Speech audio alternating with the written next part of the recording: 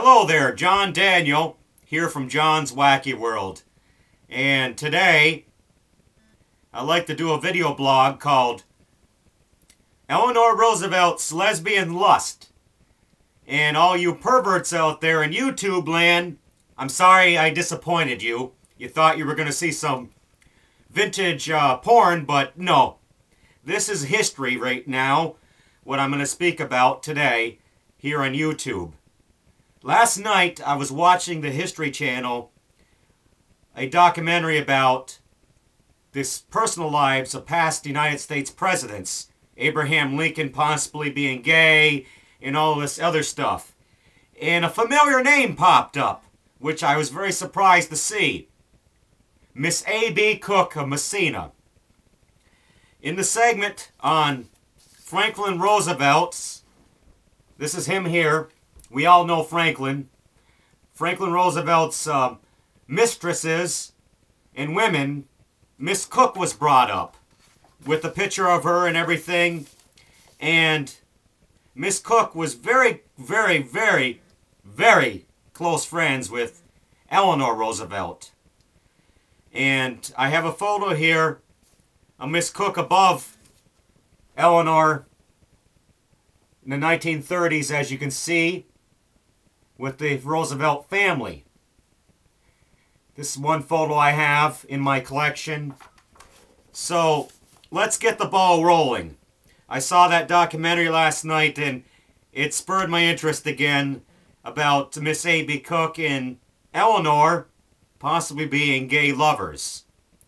I've known about this for a long, long time. When I worked at the newspaper, I wrote a story about the Roosevelts coming to Massena many times, and I told one of the news reporters about Miss Cook possibly being Eleanor Roosevelt's lover. She didn't believe me. She got on the phone, called her parents up who lived in Massena their entire lives, and behold, her mother and father said, "Yep, it's true. Yeah, yep, it's true." And hung up, and she couldn't believe what I had told her, and her parents actually agreed with me. And a lot of other people I knew over the years who are from that time period and now passed away told me the same thing. You're wondering probably now who Miss Cook was in her association with Eleanor Roosevelt. Let's read some here. Mrs. Roosevelt became very dependent on Nancy Cook, who was sort of a girl Friday, opening mail, making decisions, and even trimming the Christmas tree for the Women's Trade Union League. Nancy was a power in the Democratic State Committee of New York, and she worked with Marion Dickerman, who ran the Todd Hunter School where Mrs. Roosevelt had taught.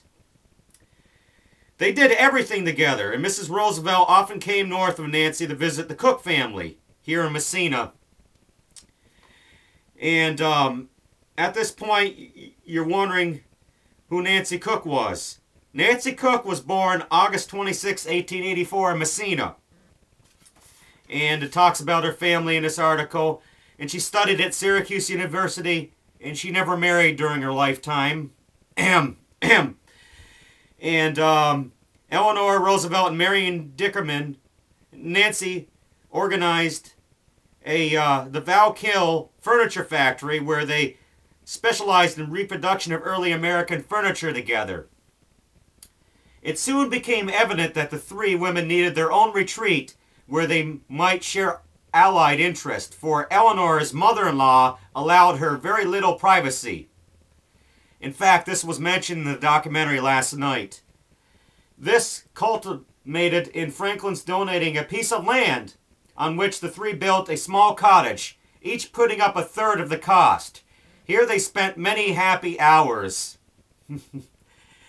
For the next 5 years, there was a great frolling between the Roosevelt menage and the stone cottage where Nancy and Marion had taken up residence. The girls were very close, and the linen they used was monogrammed with their first three initials, E-M-N, all which may have seemed good fun, but would cause much jealousy. So, also, you look at the old newspaper articles. Massena woman, intimate friend of Mrs. Roosevelt.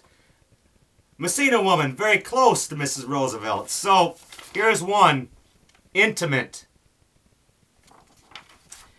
And here's another, the same photo I showed you of the Roosevelt family with Miss Cook. So, the quilt in the cottage was brought up in the documentary last night, and Mr. Roosevelt didn't seem to care because he had his own love affairs away from Eleanor. So, I probably brought up some old dust, and it's flying everywhere now and steaming up people, but let's debate. In today's world, the way gay and lesbian affairs are open now and everything, you put down your comments. Put down your comments below my video saying gay or lesbian. I think Eleanor was, but the times back then were different and everything had to be covered up due to political reasons, and today everything's opened up out of the closet.